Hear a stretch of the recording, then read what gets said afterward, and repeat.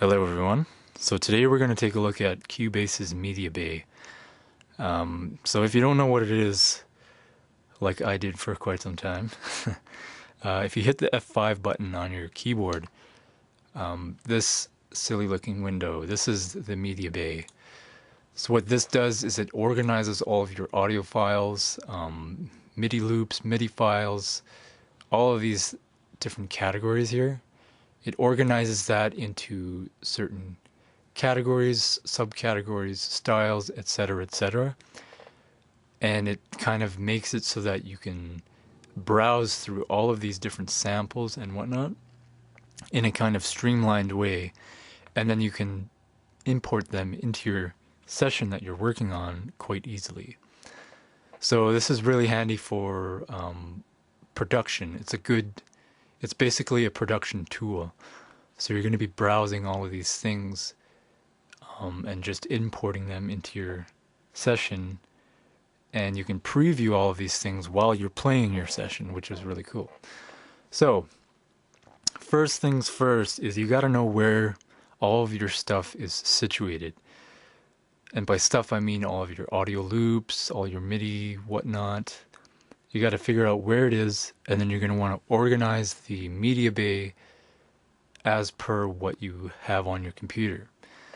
So first things first is you're going to want to clear all of this stuff because there's some preset stuff and there might be extra things that I think Cubase has kind of automatically put on there, and some of it is kind of nonsense.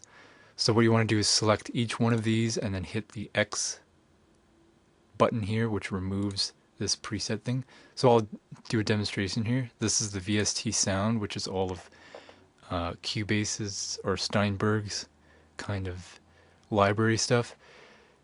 If you hit the X button, it's now gone from here. And actually I'll do that for each one of these just so you can see. So now all we have here is just all media.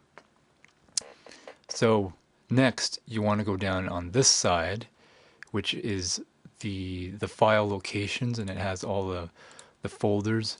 It kind of breaks it down. And if you don't see that, go into this little window right here, which is called Define Locations. You're going to want to probably have all of these selected, so just go ahead and do that now. So now, for me, I know that I have all of my VST library stuff, so like native instrument samples, a bunch of different loops that I got, like free loops, button loops. I have all of that stuff on a separate hard drive, which is the E hard drive. So when you open this up, you can see all the things that I have here. Now I know that this presets folder, there's nothing useful in there. It's just all these weird presets that I want to keep on my computer I put in this folder.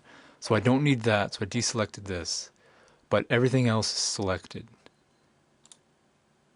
Now, another thing that you're going to want to have is under the program files and Steinberg, there's some things in there. I think what they might just be is track presets and stuff, but I went ahead and just selected all of the Steinberg and kind of music Cubase related things. So Yamaha e-licenser for kind of no reason, but just in case there's media, Realtek, Plugin Alliance, Novation, all of these things, native instruments, Focusrite. I just kind of selected them. Worst case scenario is it's just going to be a check mark on here with nothing showing up in here. So that's what I did there.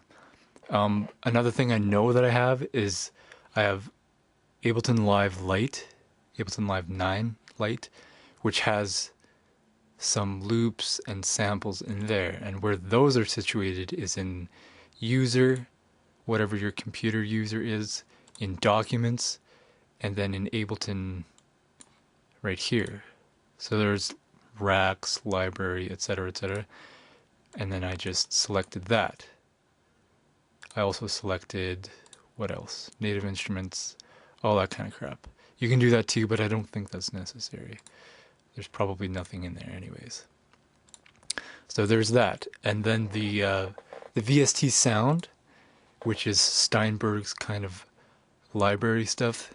If you don't know what that is, you go to the Steinberg website, and these are the different sounds that you can get. So like Sounds of Soul, which has a VST instrument set. These are, I think, presets for the Retrolog.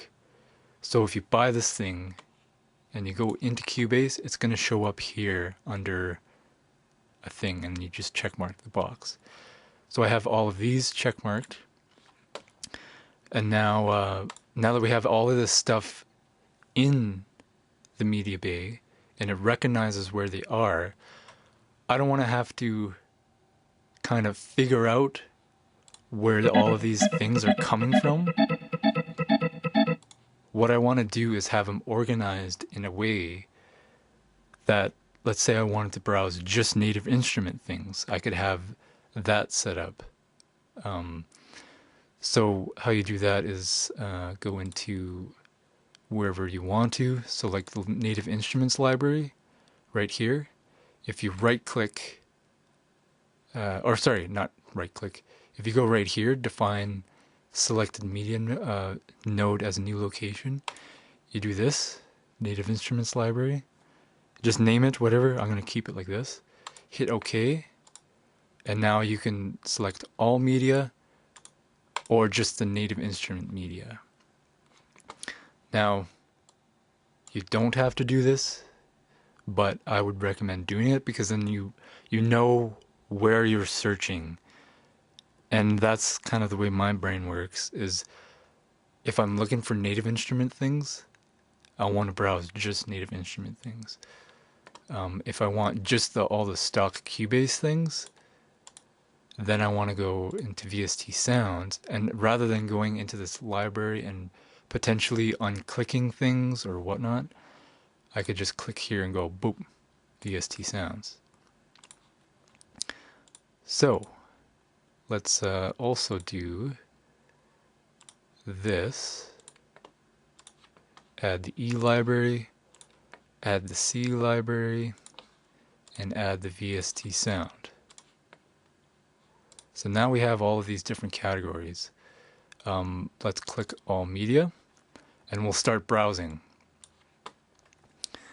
So I also have deselected track presets, plugin presets, all of these things here, because I don't need these for what I'm doing right now. I'm just trying to further my my song, and I'm looking for loops, whether that's MIDI loops, audio loops, etc. So I just clicked these guys here. I kept pattern banks. I'm not even sure what these are, but I just left it. Yeah, so that's a cool little way to organize all your crap. So now, when you're going to be searching for things, there's a few different ways you can do this. You can go into this little search window. So let's say I'm doing kick drums. If I do kick, I could search it. It brings up everything that has something to do with kick. So there's a kick sound. Kick sound. Probably most of these or all of these are kick sounds. So that's one way to do it. Another way to do it is to go into all of these different little categories. So now my computer froze. There we go. Let's get rid of that. So if you go into categories, let's go drum and perk, and then kick drum, and now all of these kick drums show up here. So that's pretty handy. You can also filter. Let's say you have a bunch of kicks that you really, really like that one sounds cool, whatever.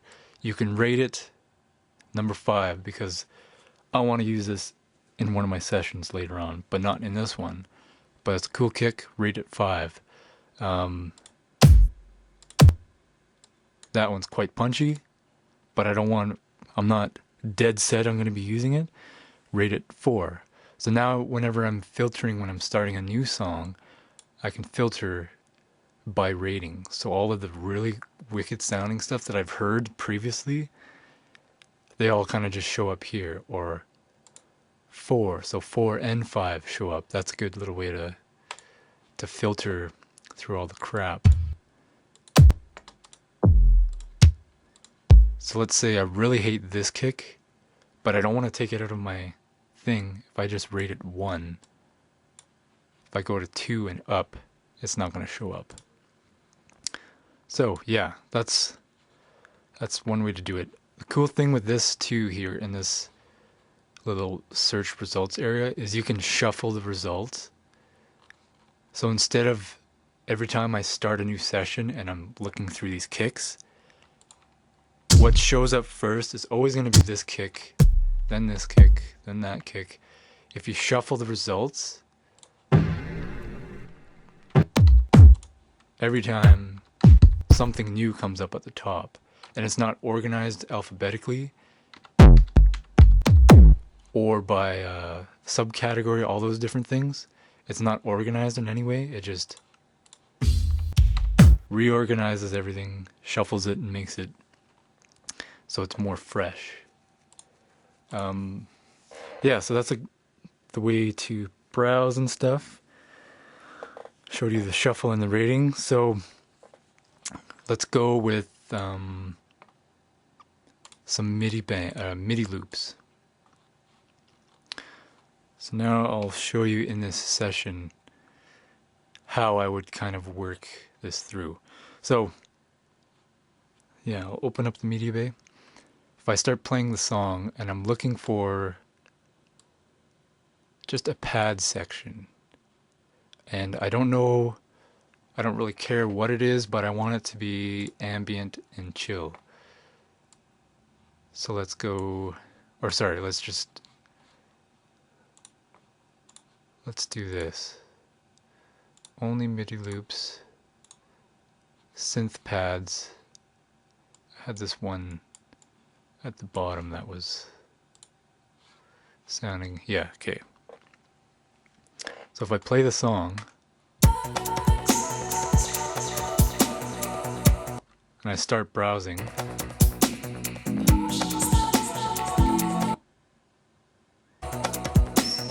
so these are MIDI loops.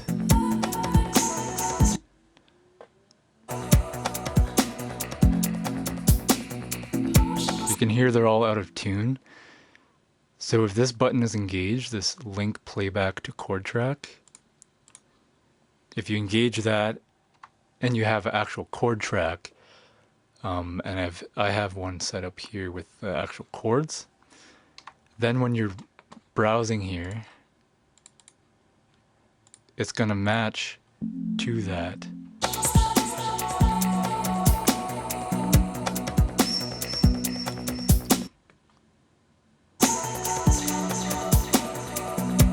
So now it actually matches with the song that you have. If you deselect it,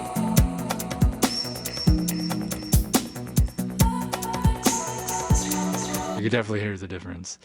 So that's a cool little feature, is it can easily just transpose everything into your song, and then that way you're just browsing through stuff that is in the same key as the song that you're working in. Another semi-similar thing is with audio files. So specifically, let's also keep these synths here. It's not going to change the pitch, but it's going to change the BPMs. So let's go with something more. Let's go with a drum loop, because that's going to be more apparent. So this is the actual audio file. Stop that. And if you click this here, align beats to project, it's gonna chop it up and play it at the rate that your session is in.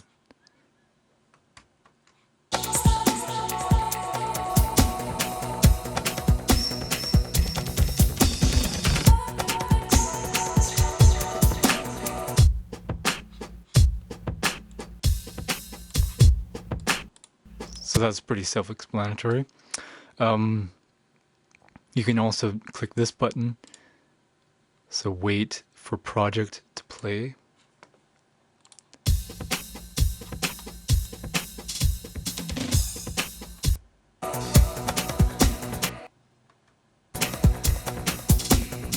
So now every time I click play,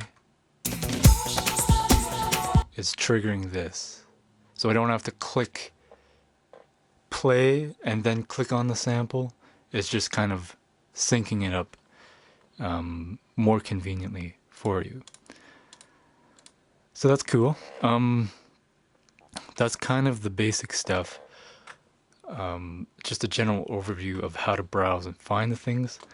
Another thing that I will demonstrate is how to import all of this stuff. So with an audio sample, it's quite easy. You just double click it and it shows up in the project wherever the left locator is at. That's where it starts and it imports it. So right now you can see it's in musical mode and it's the algorithm is on time. So it changed this audio sample or whatever, this loop, it changed it and it stretched it and did whatever it had to, and now it's matched to the actual session. So let's go here.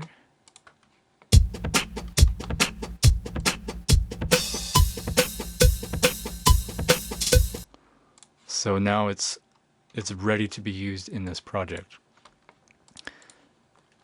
And now let's just remove that. So now for Midi Loops, it's almost exactly the same.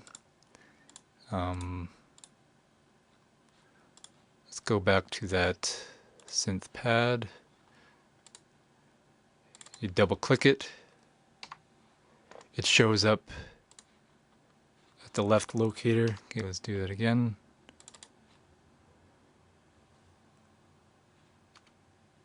There we go.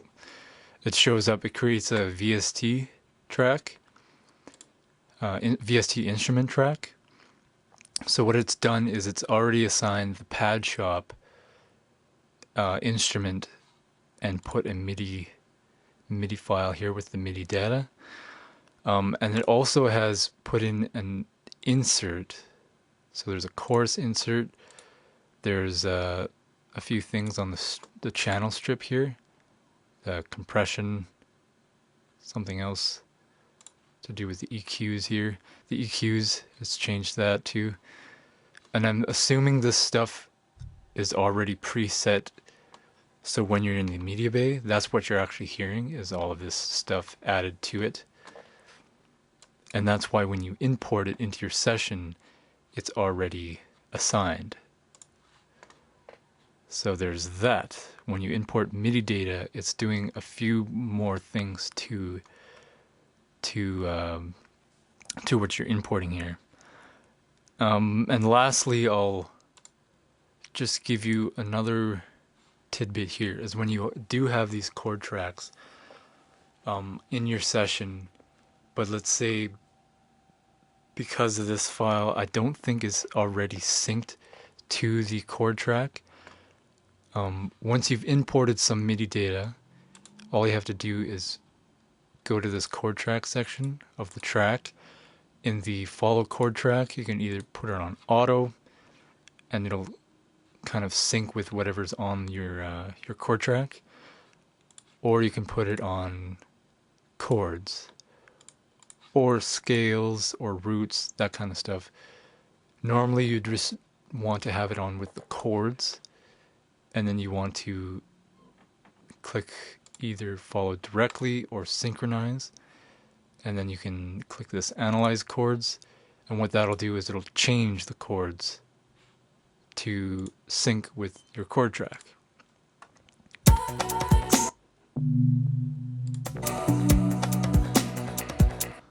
And let's duplicate this, see what it sounds like.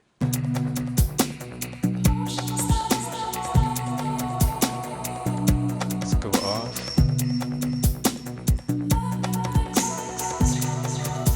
So yeah, so that's how you sync your imported MIDI data. Either within the media bay, so when you have this thing right here selected and it has changed, when you import it, it's already going to be changed. But when you import something that has not been changed, you would have to go in manually and change it here on the track. So yeah, I think that's about all I know about this media bay. And it took me it took me a long time to actually get to understand and just to start using it. And kind of what drove me to look for it and start using it more was when I kind of started playing around with Ableton Live for some time. This was a couple years back. I like the way that it's already set up.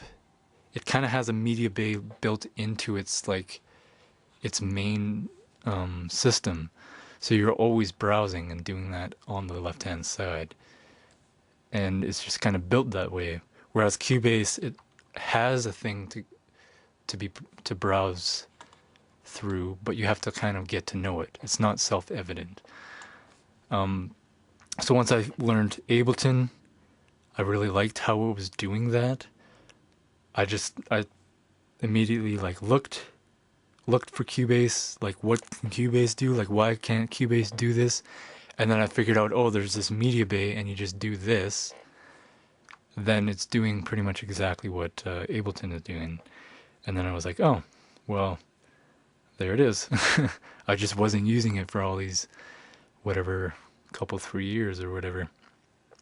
So anyways, hopefully you like that. Maybe you've never heard of it before, and now you kind of get the gist of it. Hopefully this video helped you, and yeah, take care, and we'll catch you in the next video.